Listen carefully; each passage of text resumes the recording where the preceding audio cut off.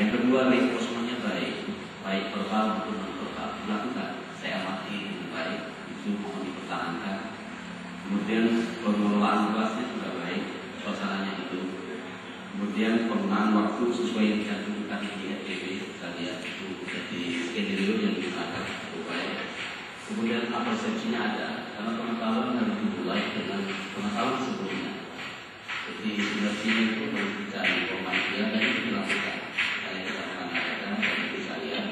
Kemudian doa bersama juga ada, alat peraga sesuai dengan indikator. Kemudian penggunaan media papan tulis cukup baik. Berikutnya tujuan pembelajaran diberitahukan sebagaimana dikatakan Pak Adi. Kalau tujuannya tidak dijelaskan, tidak kemana kita berjalan ini. Kemudian variasi suara guru cukup baik, informasi dan eksternya begitu sangat baik. Kemudian juga variasi blocking, guru tidak hanya menonton di depan, saya juga ada belakang saat melakukan reinforcement, memberikan penguatan kepada peserta yang telah melakukan kegiatan KPDM. Kemudian pengecekan absensi, saya lihat juga dilakukan. PTN sesuai dengan RPB, melakukan pesan-pesan moral, saya lihat pada APBDM. Kemudian yang paling menarik, bahasa pengantar yang digunakan tetap menggunakan bahasa Indonesia. Kalaupun dilakukan alih kode itu pada hal kosakata tertentu yang tidak dipahami oleh anak dan itu dibenarkan.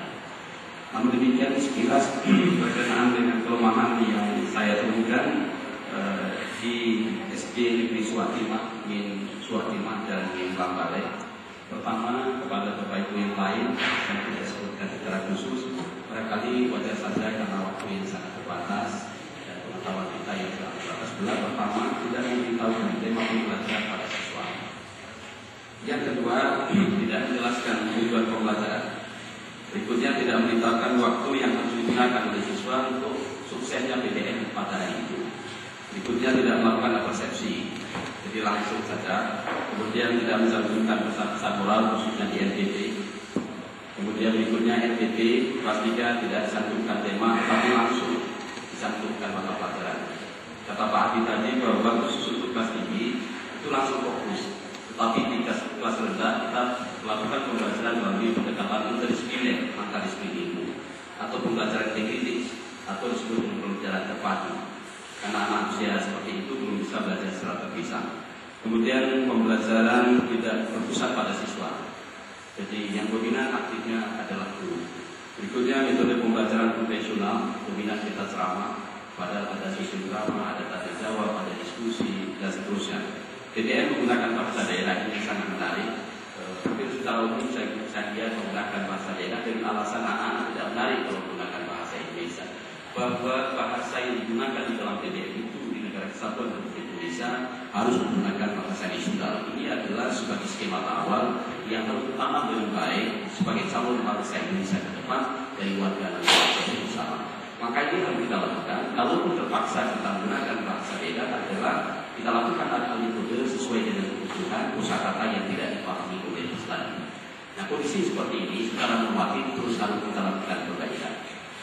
Nah, ilmuwan kita lakukan di sini dalam arti kata bahwa di kelas kita gunakan bahasa pengantarnya adalah bahasa formal bahasa Indonesia.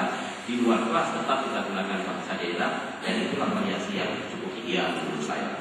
Bapak Ibu berbahagia, tidak melakukan doa bersama sebelum PBM dimulai. Sebenarnya reinforcement, mohon maaf, Islam Informal, jadi sekolah yang Islami itu sebenarnya harus dilakukan setiap saat. Karena itu diperintahkan oleh Kanun Pendidikan Aceh berlandaskan pada Al-Quran, Al-Hadis dan Kebudayaan Aceh yang terintegral khusus di pendidikan nasional. Falsafah Pancasila dan Undang-Undang Dasar 1945. Variasi mengajar guru agak sedikit kaku dan selebihnya penggunaan alat peraga yang digunakan tidak sesuai dengan indikator. Misalnya saya temukan indikator membulatkan pecahan desimal, alat peraga mengubah pecahan desimal. Seharusnya kalau itu indikatornya alat peraga bisa berbentuk dari pecahan-pecahan karton kalau dibentuk menjadi suatu benda. Saya konsultasi tadi dengan Pak Adi Dermawan seperti itu idealnya. Tapi tidak apa-apa lah, namanya kita untuk menemukan sesuatu pasti dimulai dengan salah. Ini namanya anomali. Tepuk tangan dulu. Selanjutnya kita dengarkan pendengaran dari Bapak Monjas, yaitu tim cover. Kita beri kesempatan lebih kurang 10 menit.